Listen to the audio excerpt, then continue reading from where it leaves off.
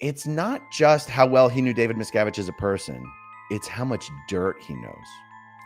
So, like, just because you worked at the international management base doesn't mean you were all up in David Miscavige's business. Tom DeVocht was all up in David Miscavige's business. Hey everybody, welcome, aloha, I'm Natalie, and this is Life After a Cult, the channel where we expose cult nonsense, we laugh at the absurdities, and we hopefully unbrainwash ourselves in the process. I got Aaron Smith-Levin of Growing Up in Scientology with me today. Let's talk about the shenanigans. I'm here for all the shenanigans. Did I ever tell you that I've not seen all of Scientology Aftermath? Like, I've never even seen your episode. I know. What? I find it one of the more triggering things for me to watch. And I think it's because when you know some of the people involved, it's even harder to watch. So yeah, I'm working on that. How's the baby? You know, I don't even think I've seen all the episodes of season 3. But I know I've seen all of season 1. I know I've seen all of season 2. I didn't know you haven't seen my episode. Yeah, I need to see it. I gotta. It'll be tough to watch. I mean, I don't watch it. I don't watch it. So yeah, Tom DeVocht. I'm super excited that Tom's out here telling stories now, because there's only so many people who have a certain type and level of David Miscavige story, and it's pretty much Marty Rathbun, Mike Rinder, Ronnie Miscavige Jr. would obviously be one. You know, Mitch Brisker has his own type of stories, but like Tom DeVocht knew David Miscavige as long or longer than anybody. I know there's a lot of names I'm forgetting. Like Steve Hall is someone who comes to mind, but like, oh yeah, Steve Hall. But some of these people I don't remember exactly when they left, and I'm just saying, like, and I guess I don't remember. I guess Tom DeVocht did leave before Mike Rinder, because when Mike Rinder left, Tom DeVocht is who he went to. But Tom DeVocht's post, the length of time that he knew David Miscavige, combined with his post, it's not just how well he knew David Miscavige as a person, it's how much dirt he knows. So, like, just because you worked at the international management base doesn't mean you were all up in David Miscavige's business. Tom DeVocht was all up in David Miscavige's business. And I've never, I mean, Tom and I, you know, we're not even we're barely even acquaintances, right? The only time I've ever even physically communicated, like in real life in person, with Tom DeVocht is when I was like 15 years old and he was still the COCMO Clearwater. And I was practicing one of my speeches for graduation, because it was like a particular thing that was a little bit of a big deal. And me and the guy that I finished the course with had to have our speech approved by Tom DeVocht and Debbie Cook. And so we're literally just here in like a little room, just reading the thing to them. And other than that, I don't know that I've ever had a conversation with Tom DeVocht. There aren't a lot of people who know this kind of insider information about David Miscavige, who experienced it firsthand and sharing about it. You got Jeff Hawkins, you know, maybe Mark Fisher, other people who've been speaking out. But I think that was kind of your point. And Tom DeVocht was very close to him. I mean, they were like college roommate close, it seems, with the stuff they did together. That's right. Because he was the COCMO Clearwater.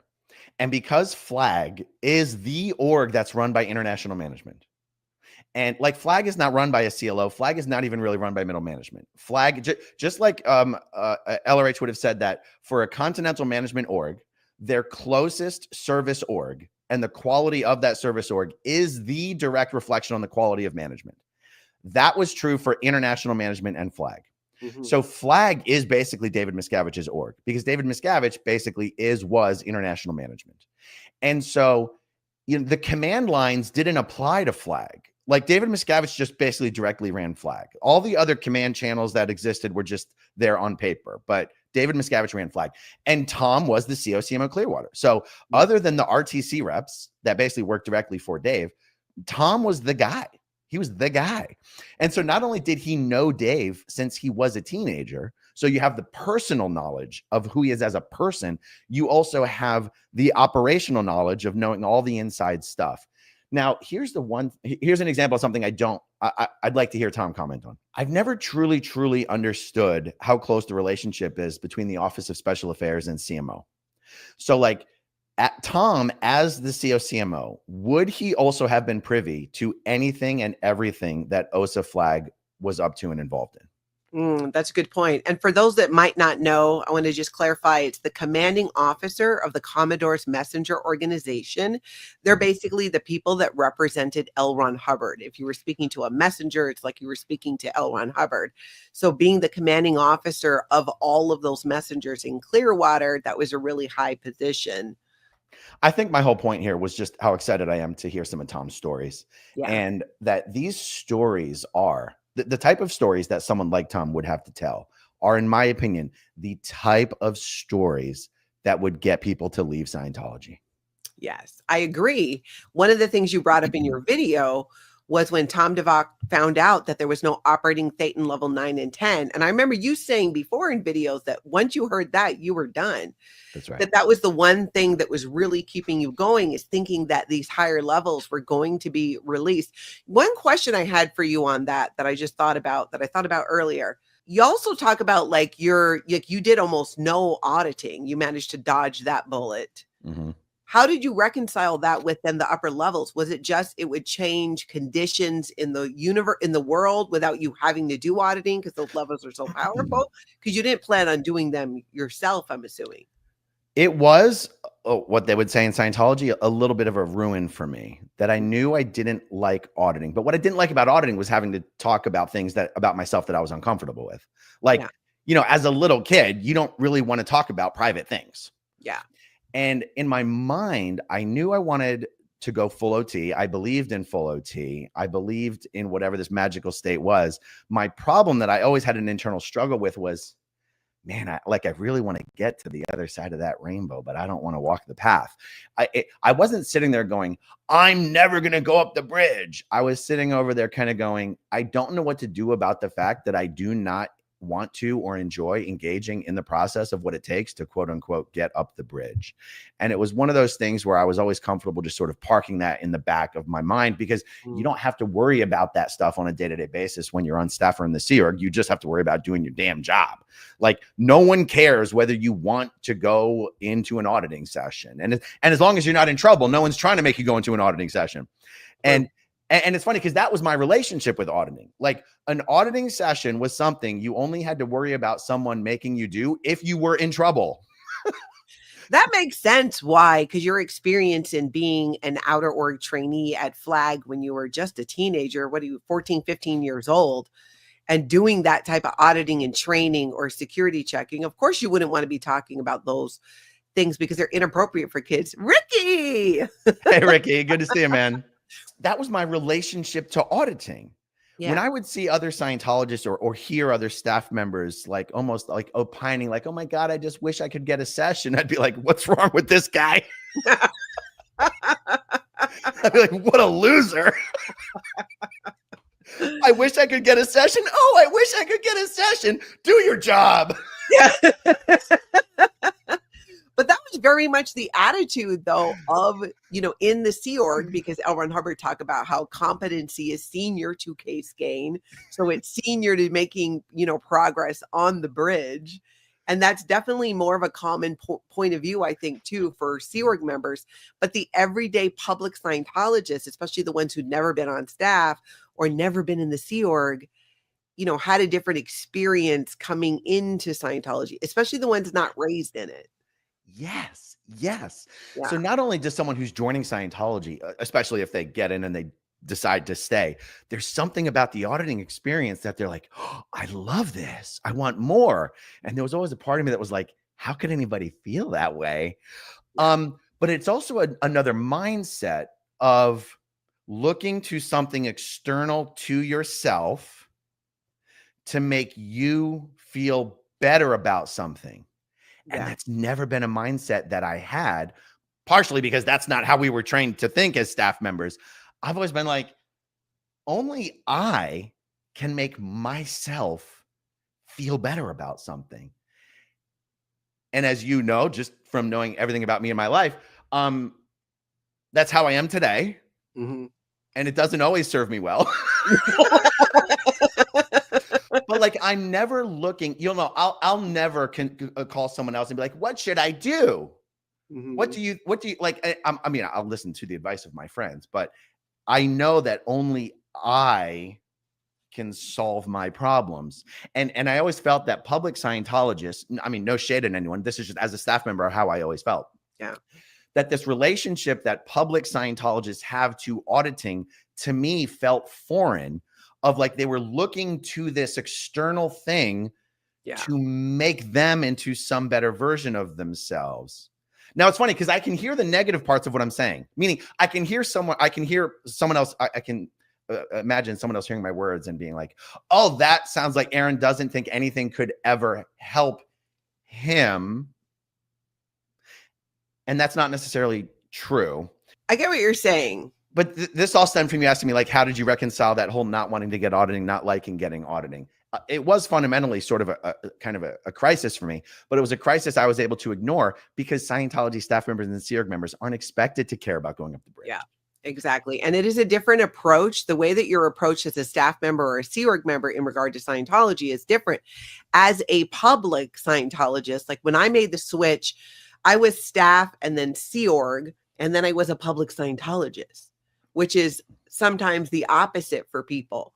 So when I became a public Scientologist, of which I was for many years, doing Scientology not as a staff member, even though I still got an added layer of BS because I had been in the Sea Org, and they consider once you've been in the Sea Org, you are a Sea Org member. And that used to always rub me the wrong way because I was like, no, I'm not. I left. But they're like, nope. And want to hold you to some crazy standard. But public Scientologists are very much catered to, because think about it, when you find someone's ruin, right? It's like, oh, what's going on? You're struggling with communication. This is why you're having problems in your relationship. Let us help you. It's very much done like that. Like, we're going to help you. Whereas a staff member and a Sea Org member, you are there to do the helping. You are there to do your job no matter what is going on in your personal life, no matter what anything. That's right. It really makes sense to me that you would actually have more of that point of view about it. That's right. That's right. It's so funny. I was just reminded, is it a George Carlin quote that says like the most terrifying words are like, hi, we're from the government and we're here to help, or something like this. It's kind of like if you're a staff member and a Sea Org member and someone from Div 1 or Div 5 is coming up to you being like, we're here to help you. You're like, uh-oh, I'm in trouble. But that was always your experience. And as a staff member and a Sea Org member, if you were getting a session, it wasn't for a good reason. It usually meant interrogation or reprogramming. And that was it. And the beatings will continue until morale improves. Yeah, exactly. I just realized, oh my God, I feel so much better. Can I go to lunch now? Yeah. I'm lighter and my space feels cleaner. That'll get you out the door. That's right. That's right. You know, in one of Tom's main blog posts, there's only been a few here, but one of the juiciest ones so far, there was one sentence that just really struck me. And remember, this is Tom DeVocht, right? So he's a Sea Org member. He's on. This is actually a phrase in Scientology. He's been on the business side of the E-meter his entire life, right? Yeah. And I've told my story of like the things that kept me in Scientology wasn't believing in the grades or believing in clear or even believing in the OT levels. It was the upper unreleased OT levels. It was the prison planet story. It was the belief in full operating Thetan. It was the belief in the prison planet and all this stuff. This one sentence from Tom DeVocht. He says, David Miscavige, this is after really getting, trailing Dave like closely for weeks or months at international management. Miscavige was the antithesis of what I had believed or hoped to be true. Mm-hmm. So even Tom, in his whole life of working his guts out for Scientology and being on the business end of the E-meter, he still had this genuine and sincere hope and belief of what Scientology could and would be, despite everything he'd seen in his own life. Mm-hmm. He was still holding on to that.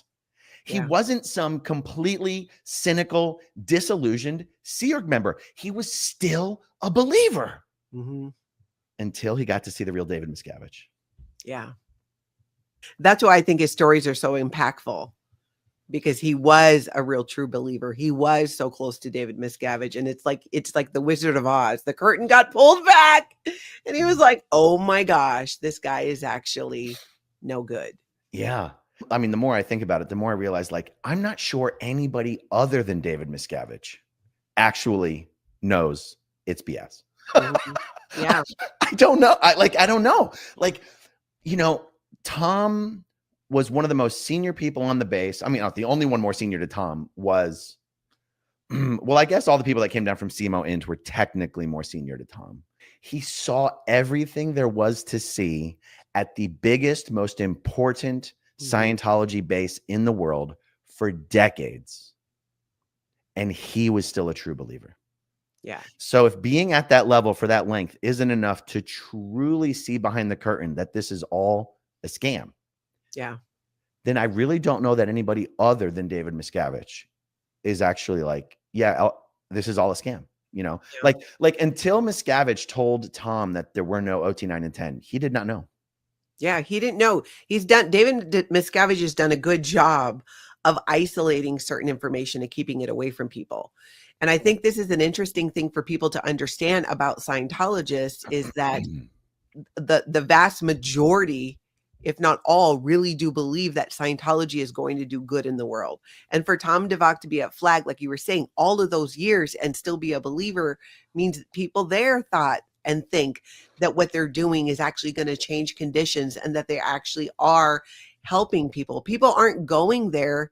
The majority of people are not trying to they are trying to help. They think they're helping. And that's the heartbreak in it for me, is the way that people sacrifice their entire lives, their finances, their families, truly believing that the sacrifice is worth it, because when operating Thetan levels 9 and 10 are released, when these organizations are all ideal, that the world's going to be a different place, and it is just not true. And the people who realize that that's not true, they leave. And the only ones left, I mean, and I think that's why there aren't management teams anymore. There's not the watchdog committee, because David Miscavige couldn't have that. Once he knew the BS and the truth about L. Ron Hubbard, what was he going to do? He can't tell anybody. The whole thing would fall apart. Yeah, totally. It just occurred to me, back to what I said before about people with David Miscavige stories. Obviously, Janice Grady's got yes, Janice Miscavige. Obviously, Mark Fisher does. Obviously, Jeff Hawkins does. It's funny. Steve Hall is someone I'm aware of, but isn't he's almost like a phantom to me, because I came to know of him through the Marty Rathman blog days. Yes, me too. But I don't think I've ever met him. I don't think I've ever spoken to him. He doesn't have a channel. So for me, I don't know Steve Hall. Yeah. And I don't remember his story. But I have to say for sure he must have a ton of David Miscavige knowledge. I just feel that Tom DeVocht has a unique combination of David Miscavige knowledge between the personal and the professional, and the unique nature of the fact that Flag was David Miscavige's baby. So being COCMO Clearwater and working with Dave is different than being at Golden Era Productions on the base while Dave is on the base. Those are two different worlds, Yeah, that's very true. Let me ask you this about Tom DeVocht, Pat Broker, because the other thing that I found interesting is the lengths that David Miscavige will go to silence people who know these things. Like Pat Broker, he had followed for such a long time, and I never understood why. And then John Atack, in an interview I did with him recently, he alleged that David Miscavige and Pat Broker would take money, some of L. Ron Hubbard's money, and go to Vegas and gamble, which I had heard before. But John Atack alleges that that also involved David Miscavige sleeping with prostitutes, which is an allegation that Tom Atack brought out. Tom Atack? Is that John's brother? John Atack. John Atack. And I haven't heard that one before. Even just the gambling would make sense. I was always like, why did David Miscavige have Pat Broker followed for decades when Pat Broker has never said a word? I think it's because Pat Broker is one of the only people who could truly, with some level of authority, testify to the fact that David Miscavige was never supposed to be someone to take power or control in Scientology. Only the old timers know that, because David Miscavige has now been running Scientology longer than L. Ron Hubbard did. But let me ask you this. Even the old timers don't actually know that. They only know what they've been told. So Pat Broker and Annie Broker, or again, because we're only repeating what people have been told, who've told people, who've told people. This issue was released promoting Pat and Annie to the rank of loyal officer. Yes. L. Ron Hubbard promoted himself from Commodore to the rank of Admiral. And Pat and Annie were supposed to oversee the creation of the power structures that were supposed to lead Scientology. But then Miscavige came out and said that, Pat had basically forged that document. And so even the old timers, like even Janice has said, we don't really know. We just know what we were told. But all the old timers would just say what Janice said, which is, we were told that that was a forgery and it was not true and it was retracted and they were all destroyed. So no one but Dave and Pat, or maybe Annie, would actually know the truth, to the best of my knowledge. Yeah. And I think that's why he would have Pat monitored for so long. Not even because he thinks Pat was maybe going to be talking to the press, but he wants to know if maybe Pat's trying to, talk to under the radar people. He's trying to make sure that Pat has no way of influencing the world of Scientology or Scientologists. Yeah. I'm cynical on this. I feel like there's no way in hell that Pat would keep his mouth shut unless he was getting a lot of money to keep his mouth shut, because he could make a mint telling the real story. Yeah, I agree completely. I've always suspected that he must be getting some type of, or got one financial payoff. It just, I find it hard to believe that he would just walk away like that with nothing. Yes. And he's lived out of the country. We don't know a ton about him. But he's not out of the country anymore, though. Is he back in the country? He's lived out of the country. I don't know where he's gone in and out, I think, right? I know where he lives. You know where he lives? Yeah. But you ever reach out to him? Maybe write him a letter. I couldn't say if I did. Hi, Pat. We'd love to talk to you, Pat. We've got a great community for you. But it's totally possible that Miscavige not only paid him off handsomely and continued to pay him off, but also at the same time hired the PIs to keep tabs on him. Yes. Totally possible. That's the crazy part, because it went on for so long. Wasn't it like 30 years to over 20 years? 2 full-time guys, 2 full-time PIs. Yeah. And then I'd have to go back and review the stories to see. So Miscavige stopped paying them, and then the PI spoke to the press, and then they got paid off to stop speaking to the press. But I don't remember why Miscavige stopped paying them. I feel like something brought that about, and it wasn't just Miscavige decided they didn't care about Pat anymore. I forget what the story was. I never heard that was. Now, Jeff Augustine says the private investigator sued. They sued for basically breach of contract. Like you said, you'd pay us for the rest of our lives. But I don't remember why Scientology stopped paying them. I bet Jeff remembers. He's got a good memory for these things. Yeah. Why do you think? Do you remember, Jeff, why they said that? Why they stopped? Because I actually don't know that I ever knew or heard why. I just knew that they did. And then the PIs came forward. Yeah. Somebody that was the greatest thing. The RPF that was the greatest thing that ever happened. It was amazing. It was like, what? You did what? I mean, they went into details about how they followed him and how they surveilled Pat Broker. Yeah. Okay. So Jeff is saying that Miscavige quit paying them due to budget cuts at OSA. Oh. Okay. Now, to be fair, Mike wasn't there anymore, but he might have Mike wasn't there anymore at the time, but like, it's like, okay, so you're cutting the budget, but were they still working? Like, did you really just stop paying them even though they were still working? Like, or, DM had blackmail on Pat for sure. But it's like, I don't know. Like, or maybe he got, here's a theory. This is totally a suspicion. This is a theory. Because David Miscavige had Pat Broker followed consistently for over 2 decades. I forget how much time. Then he suddenly stopped.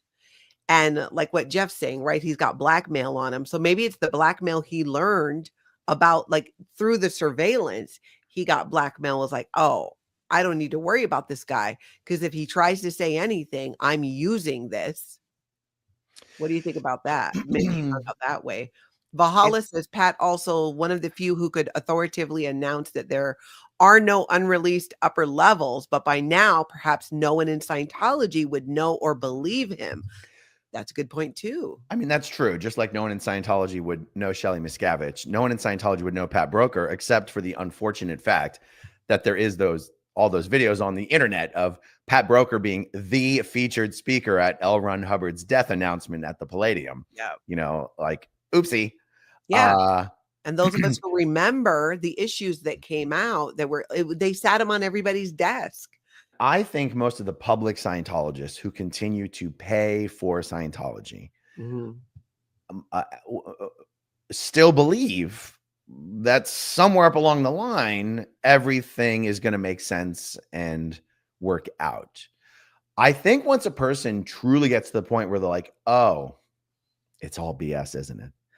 I don't think they keep paying for and doing Scientology.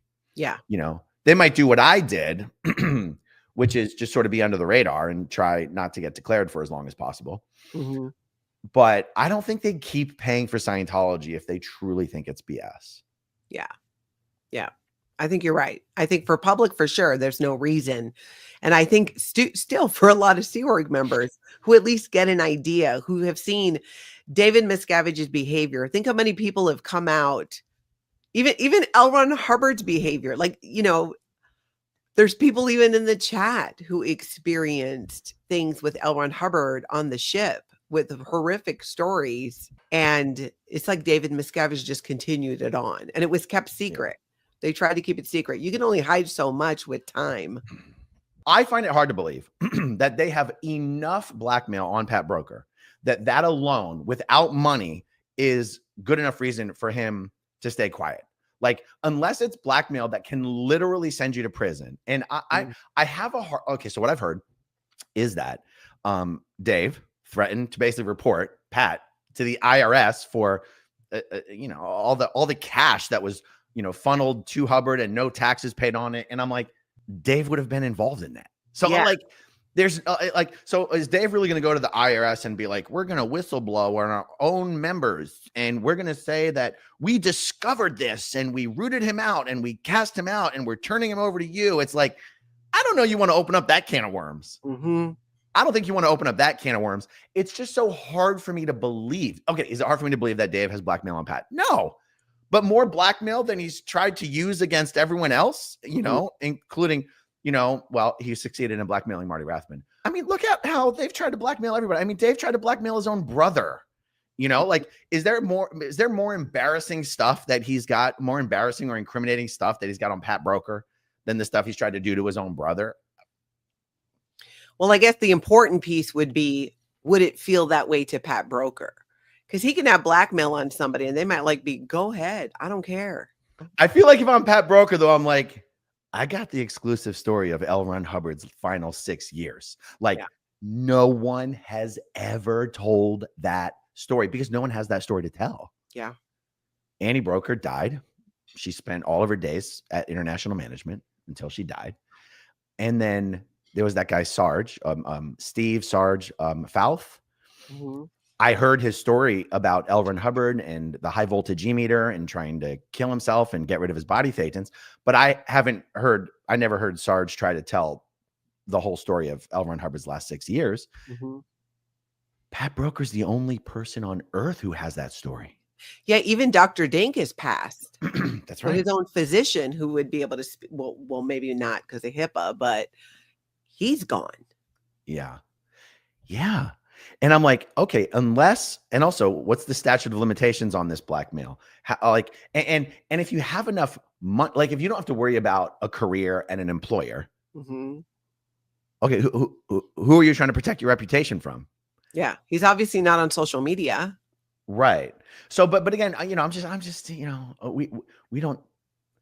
I just feel like that story is so earth-shattering, so valuable, and could honestly bring down Scientology. If y'all could hit that like button and hit that subscribe as well. If you want to see more content like this, we can get together again. I hope y'all get out and have an amazing cult-free weekend.